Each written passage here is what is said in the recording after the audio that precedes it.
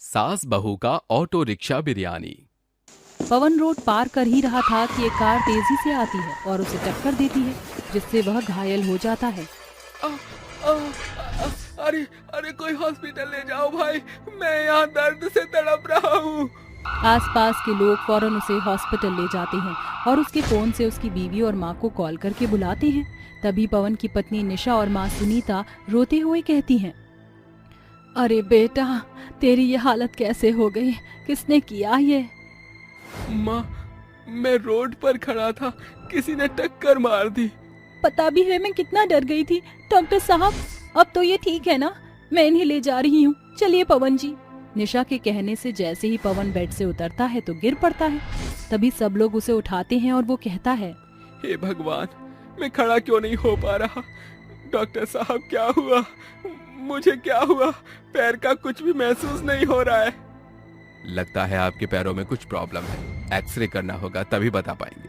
ये कहते ही डॉक्टर उसका एक्सरे करता है और अगले दिन जब रिपोर्ट आती है तो डॉक्टर बताता है कि हमेशा के लिए पवन के पैर खराब हो गए हैं। इसलिए सभी परिवारजन एक दूसरे का हौसला बनकर इस मुश्किल घड़ी से बाहर निकले। एक हफ्ते बाद गुमसुम बैठा पवन अचानक से गुस्से से आसपास की चीजों को तोड़ने फोड़ने लगता है। तभी सुनीता और निशा आती हैं। अरे पवन जी, आप ये क्या कर रही हैं? अरे मेरे बच्चे, शांत हो जा, शांत हो जा। बहू, पानी लेकर आ। माँ, सब बर्बाद हो गया, मेरे पैर खराब हो गए, आजीवन मुझे ऐसे ही रहना होगा। मैं आप लोगों के लिए कुछ नहीं कर सकता, निहत्था हो गया हूँ। कैसे शांत हो जाऊं? उसकी ये हालत देखकर सुनीता अपने बेटे को सीने से लगा लेती है और सहानुभूति देती है। तभी निशा उसे पानी पिलाती है। पवन जी, आप धैर्य रखिए। धैर्य रखने लायक कुछ भी नहीं है, मुझे अकेला छोड़ दीजिए, आप सभी चले जाइए। बहू, तू बाकी के काम निपटा ले, मैं इसके पास हूँ, तू चिंता मत कर, ये ठीक हो जाएगा। ये सुनते ही निशा घर के काम में व्यस्त हो जाती है, मगर अंदर ही अंदर उसे अपनी पति की चिंता खाई जा रही थी। तभी वो बाजार जाती है, जहाँ उसकी टक्कर एक बूढ़े व्यक्ति से होती है। अरे आप ठीक से चलिए ना। पापा, आप? अपने पिता हरिया को देखकर निशा रोते हुए बीच बाजार में लिपट जाती है। अरे बेटा, तू रो क्यों रही है? तू परेशान है तो अपने पिता को तो बता। पापा, पवन जी हमेशा के लिए असमर्थ हो गए, एक दुर्घटना में उनके पैर चले गए। तू मेरे साथ घर चल। घर जाने के बाद हरिया उसे कहता है, बेटी, इस वक्त उसे सबसे ज्यादा तेरी जरूरत है। अगर तू ही नहीं हिम्मत करेगी तो वो कैसे करेगा? तू जानती नहीं है उसके दिल पर अभी क्या बीत रही है। उसे तुम सबकी चिंता है कि अब घर कैसे चलेगा। उसे आश्वासन दिला कि सब अब भी बेहतर है। शुक्रिया पापा, आपसे मुझे बहुत हिम्मत मिली, पर घर चलाने के लिए भी तो कुछ करना होगा ना। ऐसा कर, तू मेरा ऑटो ले जा, मैंने तुझे चलाना सिखाया था, याद है ना? हाँ पापा, फिर आप कैसे काम करेंगे? मैं गली गली जाकर फल सब्जी बेच लूंगा। तू मेरी चिंता मत कर, चाबी ले और जा। शुक्रिया पापा, आप बहुत अच्छे हैं, बेस्ट पापा हो आप। Happy Father's Day. पर बेटा, आज थोड़े है फादर्स डे। पापा, फादर्स डे किसी एक दिन का मोहताज थोड़ी है, कभी कहा नहीं आपको, पर आज कह दिया। ये कहकर वो ऑटो चलाकर आती है और अपने सास पति को ऑटो चलाने का फैसला बताती है। आप दोनों घबराइए मत, पापा के साथ मैं शादी से पहले भी ऑटो चलाती थी, अब इसी से हमारा घर चलेगा। ठीक है बेटी, पर ध्यान से। ये कहते ही वो ऑटो चलाती है। आइए आइए आइए आइए आइए, रामा विहार, शनि बाजार चौक, मुकुंदपुर, आइए आइए, बैठिए। 3 घंटे बीत गए। अरे भाई साहब, बहन जी, मुकुंदपुर जाएंगे? नहीं, हम प्रीत विहार जाएंगे, वहाँ चलो। वो तो बहुत दूर है, वहाँ का पुलिस लोग ऑटो देखकर ही मना कर देंगे। जाओगी तो बताओ। नहीं मैडम। अरे दीदी, रामा विहार चलोगी क्या? हाँ हाँ, बैठिए बैठिए। ये कहते ही निशा 1-2 सवारी को लेकर उनकी मंजिल तक छोड़ देती है। 4 दिन बीत जाते हैं, घंटों तक निशा खड़ी रहती थी। जल्दी से कोई भी उसकी ऑटो में नहीं बैठता था। सुबह से शाम लगाकर भी उसे 100-150 से ज्यादा नहीं मिलता। तभी थक कर निशा घर आती है तो कहती है, माँ जी, ऐसे तो बात नहीं बन रही है, मैं क्या करूं?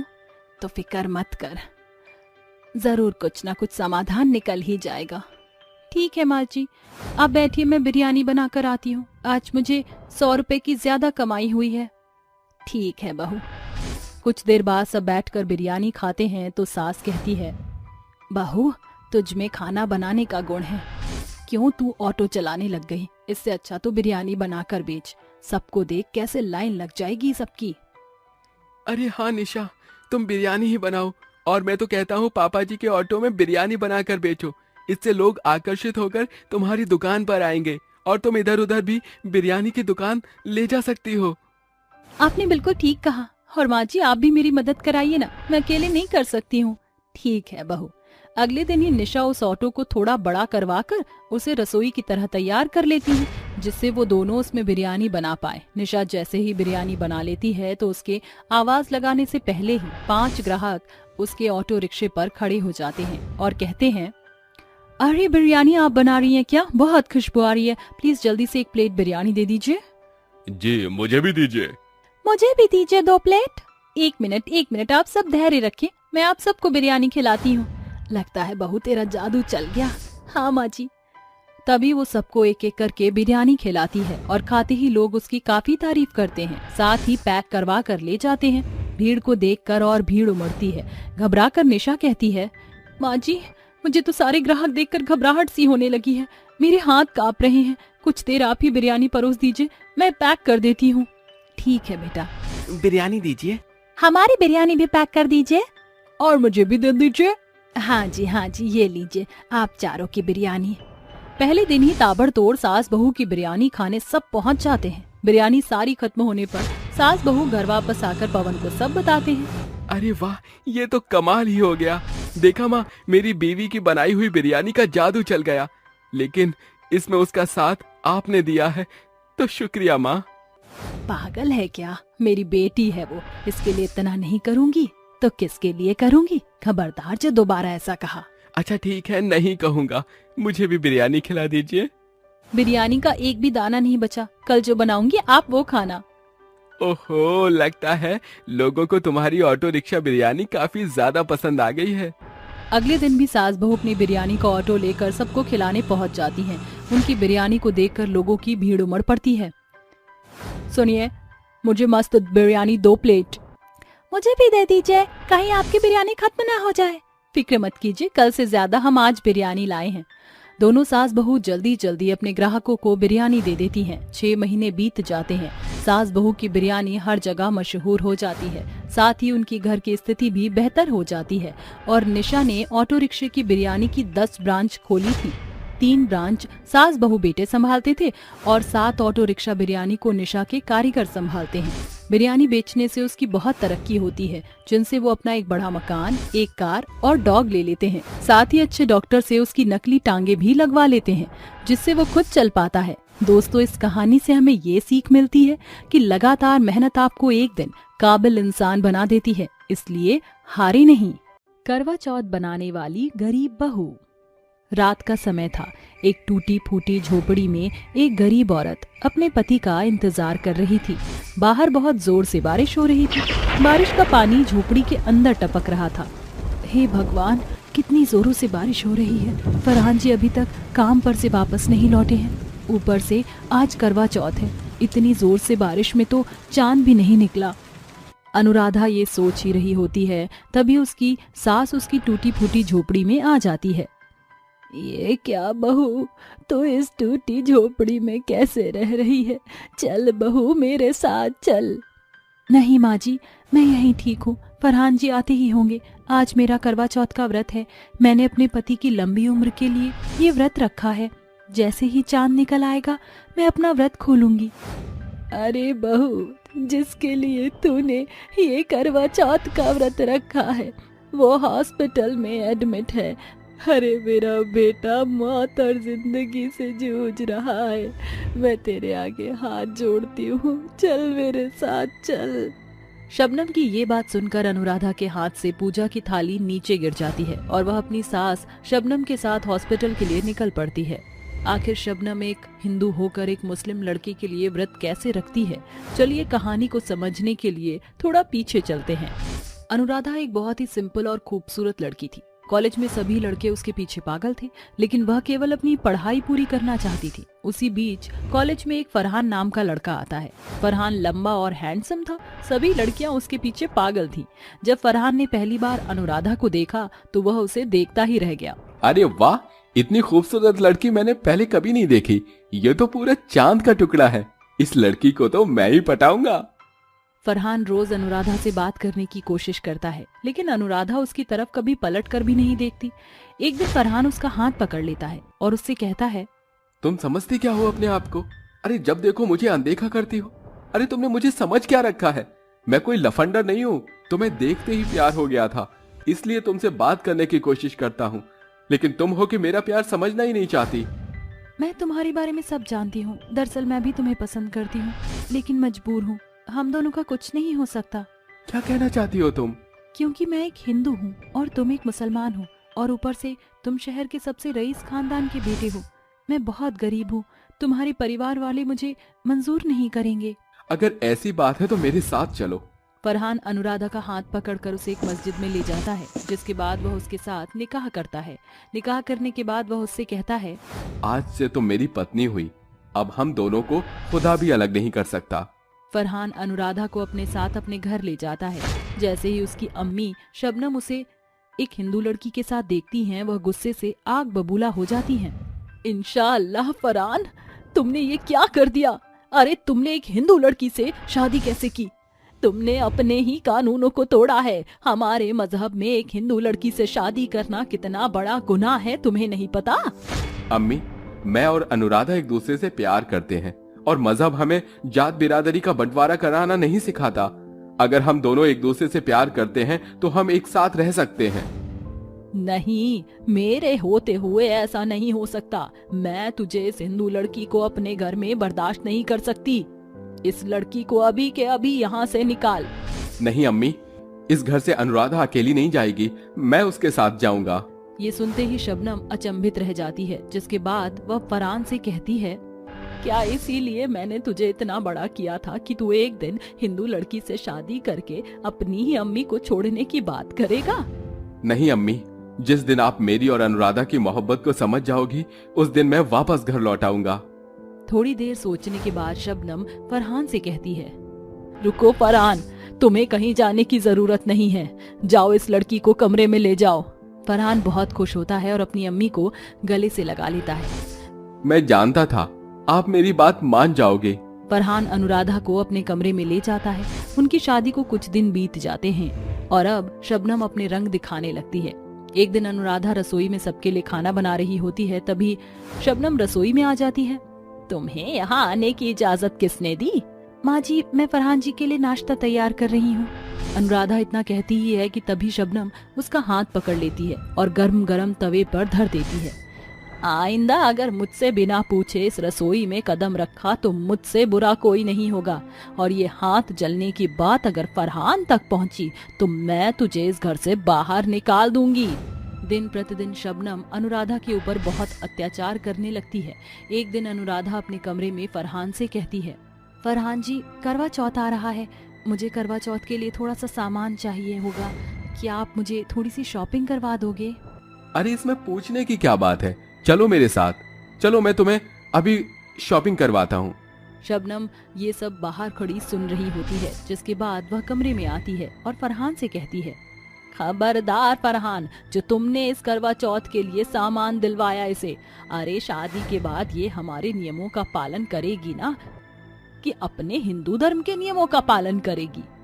लेकिन माँ जी, ये व्रत तो पति की लंबी उम्र के लिए होता है। नहीं, मेरे होते हुए तुम इस घर में करवा चौथ का व्रत नहीं रख सकती। अरे अम्मी, क्यों जिद कर रही हो? अगर अनुराधा व्रत रखना चाहती है तो वो रखेगी।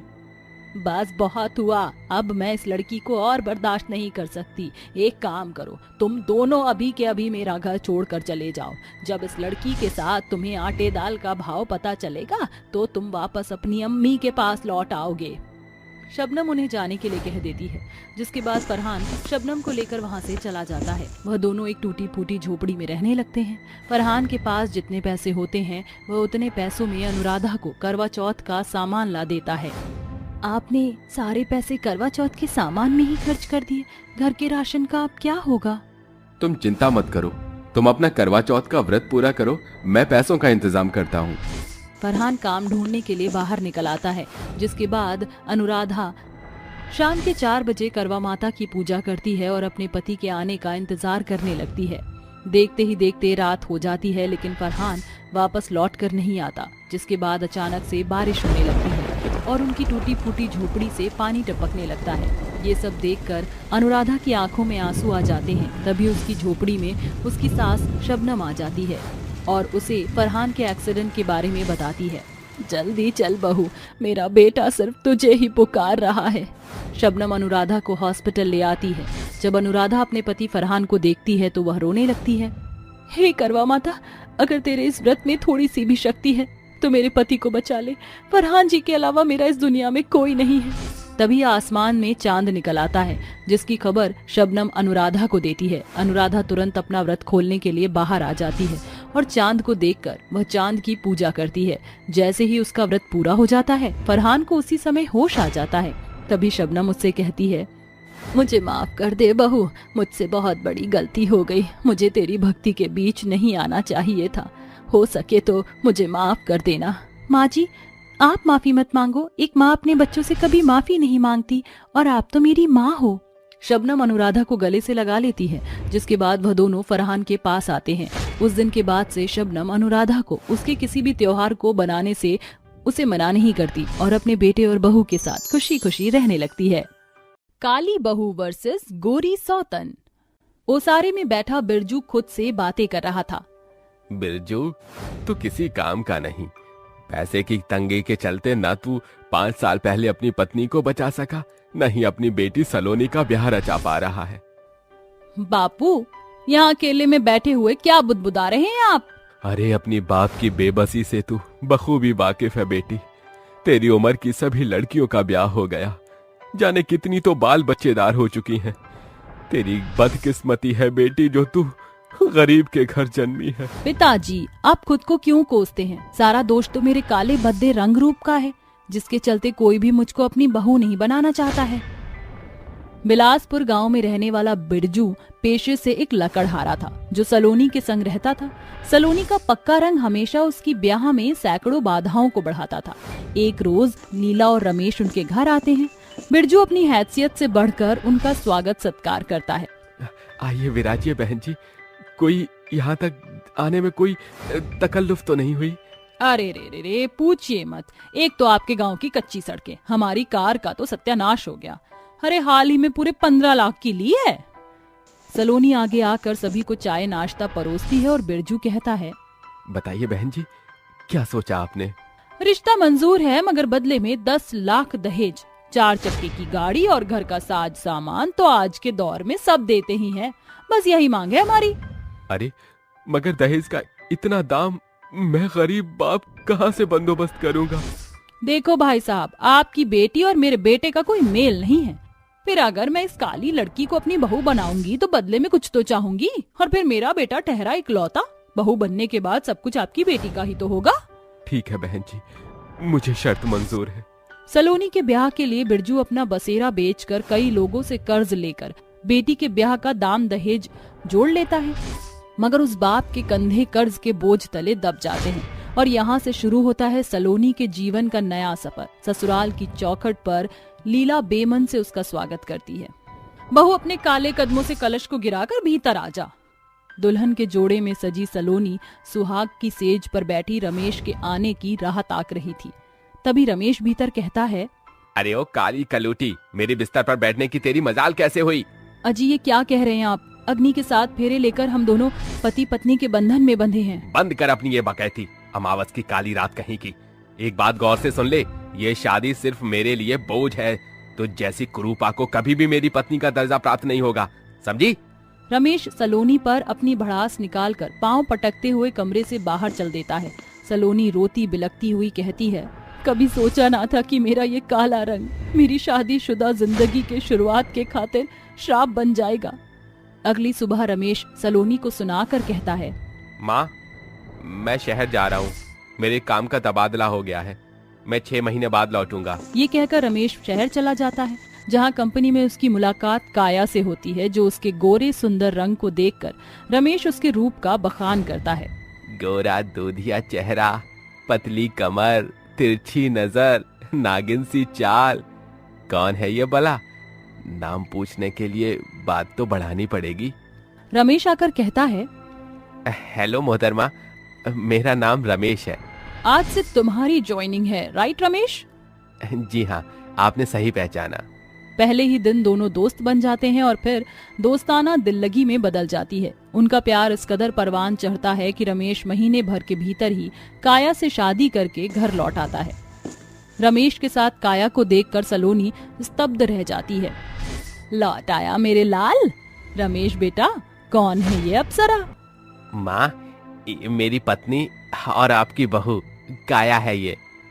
ये सुनकर सलोनी का मन टूट जाता है और उसकी आंखों से आंसू की बौछार बरसने लगती है। अरे ये कैसी बहकी बहकी बातें कर रहे हैं आप? आपकी पत्नी मैं हूँ। समाज के सामने आपने मेरे संग 7 फेरे लिए हैं। गुस्से में तिलमिलाकर रमेश उसे दूर फेंकते हुए कहता है, अपनी काली परछाई मुझसे और मेरी काया से दूर रखना। माँ जी, आप चुप क्यों खड़ी हैं? अरे अब इसमें मैं क्या बोलूं? अरे पति को रिझाना पत्नियों को भली भांति पता होता है। अब अगर तूने मेरे बेटे को खुश रखा होता तो क्यों लाता वो काया बहू को?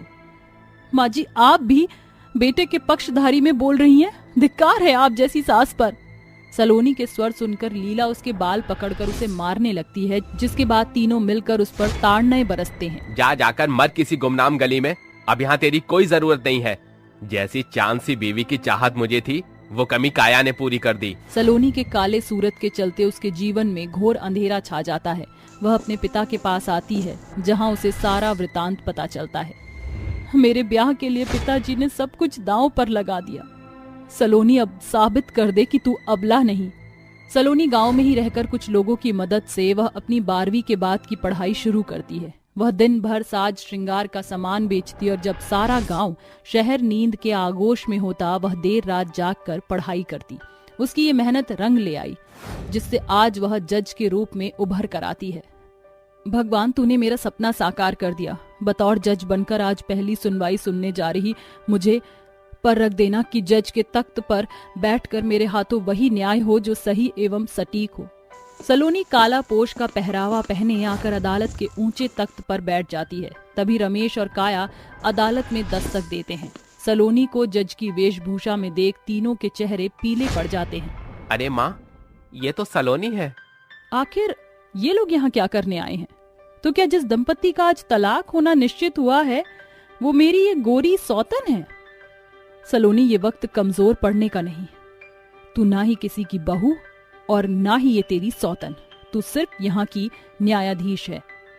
कार्यवाही शुरू की जाए। जज साहिबा, हम दोनों एक साथ नहीं रहना चाहते। मेरी मति मारी गई थी जो मैंने इससे शादी रचाई। रमेश, भूलना मत, तुम ही काया के कायल हुए थे और शादी की पहल भी तुमने ही की थी। अरे जो शख्स अपनी पहली पत्नी का ना हुआ, वो मेरा क्या होगा? ऑर्डर ऑर्डर, ये अदालत है। आपका घर नहीं, शांति बनाए रखें। एक रिश्ते की बुनियाद सच पर टिकी होती है, मगर आप दोनों ने साथ मिलकर किसी से विश्वासघात किया। मिस्टर रमेश माथुर, पहली पत्नी के रहते आपने दूसरी शादी की, जो कि कानूनन जुर्म है। इसलिए शादी ही बेबुनियाद है तो तलाक कैसे हो सकता है? जज साहिबा, क्या सबूत है आपके पास? आप मेरे बेटे पर यूं बेबुनियाद आरोप नहीं लगा सकती। मिसेस लीला माथुर, सबूत आपके सामने बैठी है। तुम तीनों ने मिलकर मेरे साथ जो किया, मैं चाहूं तो अपने ओहदे का इस्तेमाल करके इसी पल छिन आप तीनों के हाथों में हथकड़ी और पांव में बेड़ियां पड़वा सकती हूँ, मगर मेरे पिता की परवरिश मुझे ये करने की इजाजत नहीं देती। कोर्ट अपना फरमान सुना चुकी है, ये तलाक रद्द किया जाता है। अंत में जाते हुए सलोनी रमेश से कहती है, अब सारी उम्र ये ब्याह तुम दोनों के खातिर बंधक बना रहेगा। मिस्टर रमेश, एक औरत सब कुछ बर्दाश्त कर सकती है, मगर अपने जीते जी सौतन को नहीं सह सकती। सिर्फ इंसान की सूरत ही सब कुछ नहीं, उसकी सीरत भी मायने रखती है। भले मेरी सौतन गोरी और मैं काली हूं, मगर मेरी काया हिम जितनी श्वेत है, ना कि तुम तीनों जैसी कपटी। सलोनी की सच बोली सारी उम्र रमेश को कुरेदने का काम करती है। सच है साथियों, एक समय के बाद रूप का आकर्षण तो समाप्त हो जाता है, मगर व्यक्तिगत छवि अपने पीछे गहरी छाप छोड़ जाती है। महज 10 साल की छोटी आयशा सिग्नल पर रुकी कारों को साफ करने के लिए रोड क्रॉस कर रही थी कि एक कार उसका एक्सीडेंट कर देती है, जिससे उसके सर से बहुत खून बहने लगता है। कविता फटाफट आयशा को हॉस्पिटल ले जाती है, जहां डॉक्टर उससे कहता है, आपकी बेटी को खून बहुत बह गया है, जल्दी से आप 1 लाख रुपए का इंतजाम कीजिए, वक्त बहुत कम है।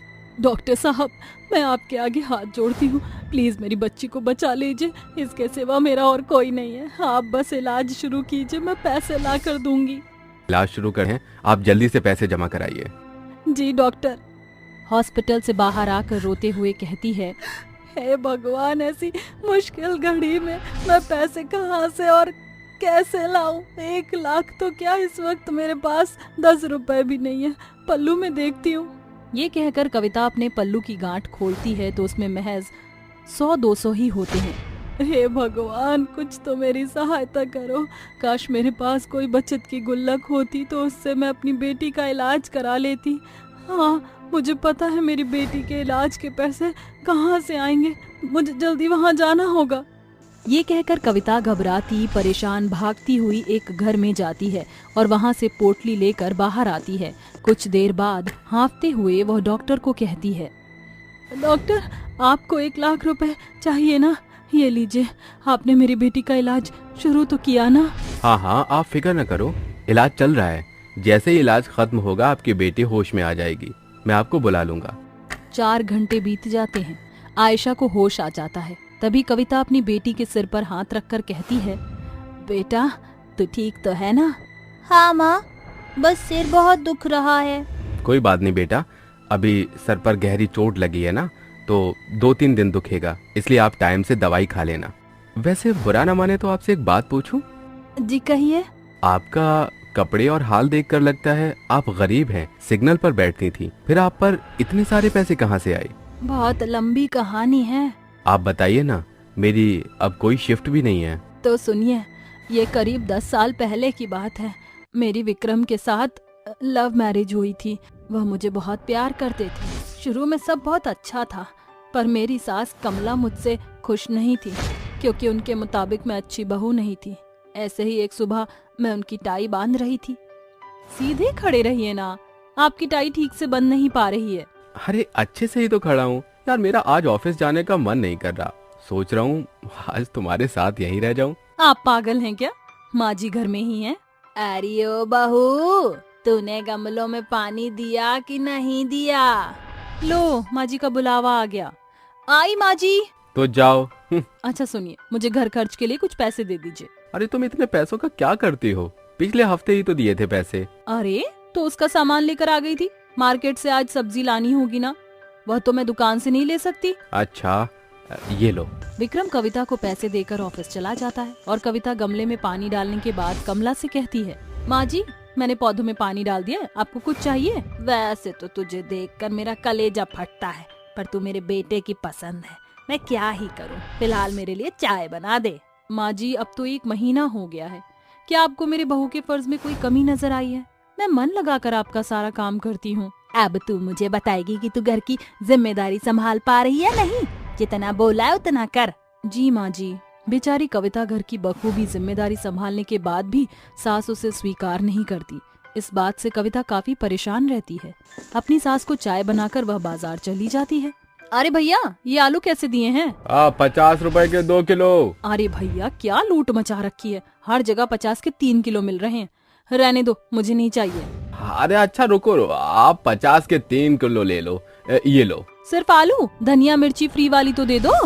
ये लीजिए, आपकी धनिया और मिर्ची भी मैंने डाल दी। ऐसा कहकर कविता बचत करके आलू और उसके साथ फ्री धनिया मिर्ची भी ले लेती है। ऐसे ही वह मोल भाव करके सब्जी और रसोई का सामान खरीद लेती है और घर आकर जब हिसाब करती है तो कहती है, अरे वाह, मैंने तो पूरे 1000 रुपए बचाए, इसे मैं गुल्लक में डाल देती हूँ, कभी तो काम आएंगे। इस तरह कविता जब भी बाजार जाती तो सस्ते टिकाऊ सामान लाकर बचत करती और बचत के पैसों को कभी गुल्लक में डाल देती तो कभी कमरे में अलमारी के ऊपर छुपा दिया करती। जैसे जैसे उसके पैसे बचते थे वह वैसे ही गुल्लक में डाल दिया करती थी। 10 साल बीत जाते हैं। कविता की बेटी 10 साल की हो जाती है। इस बीच वह बचत भी किया करती थी। साथ ही बेटी पैदा होने से विक्रम और कमला नाखुश थे, इसलिए आयशा और कविता पर हाथ भी उठा दिया करते थे। और एक दिन कहता है, मैं तो इन दोनों मनहूस की शक्ल देखकर दिन पर दिन बर्बाद होता जा रहा हूँ। मेरा कारोबार भी डूब गया। अब तुम दोनों इस घर से निकल जाओ। अरे बेटा, मैं तो कब से कह रही हूँ कि ये दोनों मुझे बर्दाश्त नहीं है। अच्छा हुआ जो तूने आज इसे निकाल दिया। नहीं विक्रम जी, माँ जी ऐसा मत कीजिए। मैं अपनी छोटी सी बेटी को लेकर कहाँ जाऊंगी। पापा, आप मम्मी और मुझे घर से क्यों निकाल रही हो? अरे चुप कर पनौती। ये कहकर विक्रम दोनों को धक्का देकर घर से बाहर निकाल देता है, जिसके बाद दोनों भटकती हुई सिग्नल पर भिखारन बनकर पैसे मांगने लग गईं, तो किसी की कार साफ करके 2-4 पैसे कमाकर गुजारा करती थी। अरे भगवान के नाम पर कुछ दे दीजिए, खाने को कुछ भी नहीं है, थोड़े पैसे दे दीजिए। साहब जी, मैडम जी, कुछ तो दे दो। अरे चल हट, पता नहीं कहाँ कहाँ से भिखारन लोग आ जाते हैं। माँ, मैं अभी आती हूँ, कार साफ करके उन अंकल से पैसे लेकर आती हूँ। तभी आयशा सिग्नल पर रुकी हुई कारों को साफ करके कहती है, अंकल अंकल, पैसे दीजिए ना, थोड़े से पैसे दे दीजिए। खाने को कुछ भी नहीं है, मैंने कार साफ कर दिया, प्लीज दे दीजिए। आंटी बोलो ना अंकल को। अच्छा ये लो। ये फल भी ले लो। वहाँ कविता गिड़गिड़ाकर भीख से कुछ पैसे इकट्ठा करके अपने पल्लू में बांध लेती है और आयशा कहती है, माँ मुझे कार साफ करके 10 रुपए और ये फल मिला है, आप खा लो। लाओ, पैसे मैं जमा कर दूं। पर माँ, इन जरा से पैसों को जमा करके आप क्या करोगी? बेटा, कहते हैं जमा किए हुए पैसे बुरे वक्त में काम आते हैं, और इससे ज्यादा बुरा वक्त क्या होगा। क्या माँ, इन पैसों से हम खाना खरीद के नहीं खाएंगे? नहीं, ये पैसे शायद हमें बाद में काम आए, तो हम खर्च नहीं करेंगे, और जब तक ये फल खा लेंगे और मंदिर जाकर भंडारा खा लेंगे।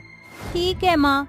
इस तरह से कविता भीख मांग कर भी बचत किया करती थी और खाना मंदिर से खा लिया करती थी। एक दिन आयशा कार साफ करने के लिए रोड क्रॉस करती है कि एक कार उसे टक्कर मारकर चली जाती है, जिससे उसका बहुत खून बहता है और कविता चिल्लाती है, अरे बचाओ, कोई मेरी बच्ची को बचाओ, उसके बहुत खून बह रहा है सिर से। अपनी बेटी को ठेले पर ले जाकर हॉस्पिटल पहुंचाती है, जहां डॉक्टर उससे पैसे मांगता है और बाहर आकर कविता कहती है, हाँ, इस वक्त मुझे घर जाकर अपनी गुल्लक निकालनी होगी, शायद उससे मुझे मदद मिल जाए।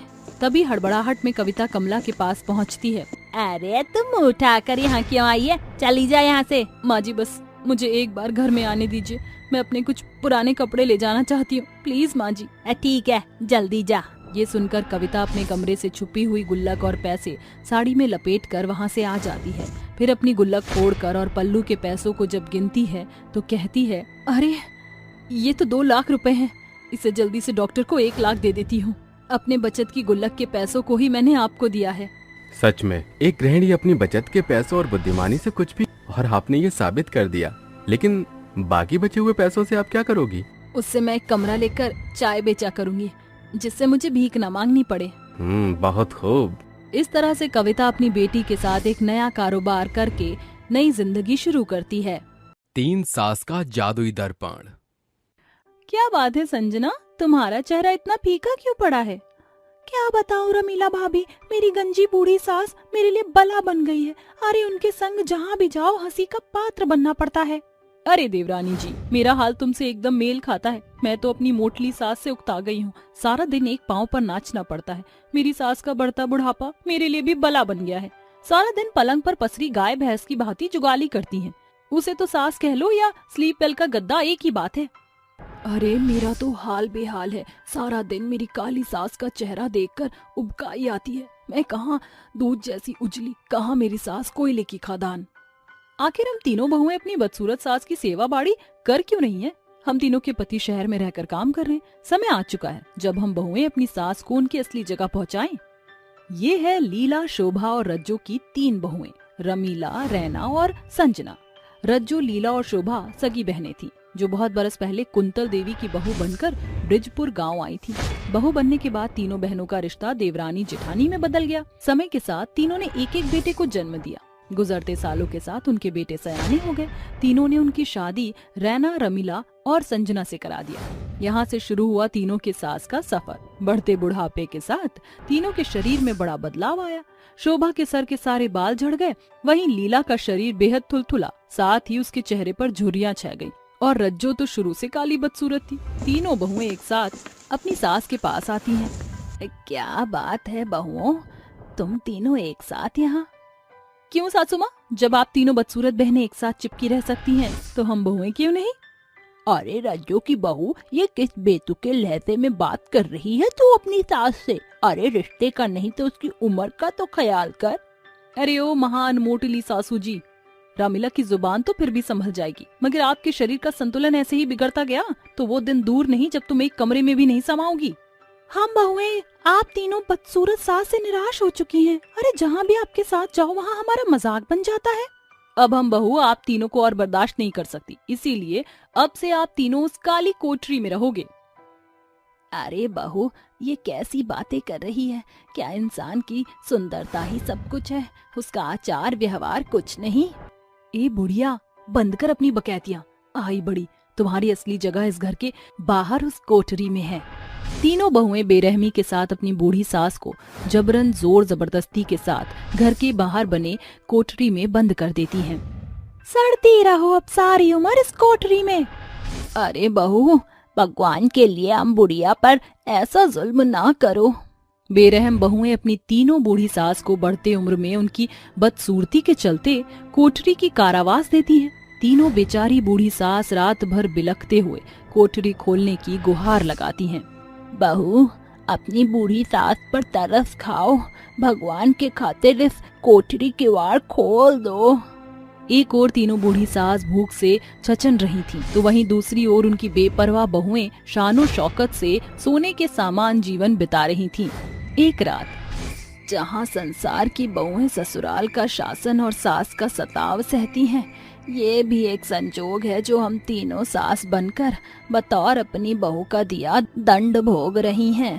काश कि बढ़ते बुढ़ापे के साथ हमको इस बदसूरती का दीमक न लगता तो हम ये ना होती। तीनों सास थक कर देर रात कोठरी में पड़े पुलों पर ही सो जाती हैं। तभी एक सुंदर सी स्त्री उन्हें स्वप्न दर्शन देती है। लीला, रज्जू, शोभा, जागो, मैं तुमसे मिलने आई हूँ। क्या तुम सचमुच हम अभागी सास से भेंट करने आई हो? हाँ। मगर तुम कौन हो? मैं स्वर्ग की अप्सरा मंदाकिनी हूँ। तुम तीनों सास की आस बनकर आई हो। मैं जानती हूँ कि तुम तीनों की बहुएं तुम्हारी बदसूरती के कारण तुम्हें ताड़नाएं देती हैं, इसलिए ये लो एक जादुई दर्पण। इसमें अपने अक्ष को देखकर ये मंत्र दोहराना। आरंभ हो तेरी माया, कर दे सुनहरी हमारी काया। इस मंत्र के पूरा होते ही तुम्हारा चेहरा तुम्हारे सोच के अनुसार नया आयाम प्राप्त कर लेगा। तीनों सास से जादुई दर्पण का सत्य साझा करके अप्सरा ओझल हो जाती है। तभी तीनों नींद से जागती हैं। वह जादुई दर्पण उनके समक्ष ही धरा होता है। अरे, ये तो वही जादुई दर्पण है जो मैंने स्वप्न दर्शन में देखा था। जादुई दर्पण है भी या नहीं, इसका पुख्ता प्रमाण जानने के लिए हमें अपनी सूरत पर इसका उपयोग करना होगा। तीन सास जैसे ही उस दर्पण को दीवार पर लगाती हैं, कोलाहल करते हुए जादुई दर्पण एकदम विशाल हो जाता है। दर्पण के सामने खड़ी होकर लीला कहती है, आरंभ हो तेरी माया, कर दे सुनहरी मेरी काया। अचानक जादुई दर्पण के भीतर से एक तेजोमय किरण लीला के वजनदार शरीर के साथ उसके चेहरे की झुलसती झुर्रियों को बदलकर मंदाकिनी के समान सुंदर और सुबल कर देती है। यह देख लीला हैरत अंगेज होकर कहती है, क्या मैं सचमुच में इतनी सुंदर हो गई हूँ? ये सच है या महज मिथ्या? इस सुंदरता के लिए तुम्हारा शुक्रिया मेरे जादुई दर्पण। इसके बाद रज्जो जादुई दर्पण के सामने खड़ी होती है। आरंभ हो तेरी माया, कर दे सुनहरी मेरी काया। ए जादुई दर्पण, इसी पलछिन मेरे काले चेहरे की कुरूपता के कीच से उबार दो। जादुई दर्पण के भीतर से निकल रही किरण जैसे ही बूढ़ी रज्जो के काले शरीर पर पड़ती है, उसका शरीर चांद की भांति खिल उठता है। इस जादुई दर्पण ने तो मुझ सास के काली काया को क्षण भर के भीतर ही सुंदरता के सांचे में ढाल दिया। अंत में गंजी सास शोभा जादुई दर्पण के सामने खड़ी होकर कहती है, आरंभ हो तेरी माया, कर दे सुनहरी मेरी काया। ए जादुई दर्पण, मेरी गंजेपन को सुंदर केश की काया में बदल दो। इस बार फिर जादुई दर्पण के भीतर से सुनहरी तेजोमय किरण शोभा के गंजे सर पर प्रकाशमान होती है, जिसके साथ उसके सर का गंजापन गायब होकर लहराते लंबे बाल में बदल जाते हैं। इस तरह सुनहरी बदसूरत सास जादुई दर्पण के सहारे सुंदर हो जाती है। जादुई दर्पण की किरणों से किवाड़ की जंजीर भी खुल जाती है। अगली सुबह तीनों सास की बहुएं उनके बदले सुंदर स्वरूप को देखकर स्तब्ध हो जाती हैं। अरे वाह सासू माँ, आप तो एकदम स्वर्ग की अप्सरा जितनी सुंदर हो गई हैं। अरे ये चमत्कार कैसे हुआ? आपका कमरा जैसे कमर एकदम कमसिन लड़कियों की तरह आकार में आ गया है और आपके चेहरे की खुलती झुर्रियां भी समाप्त हो गई।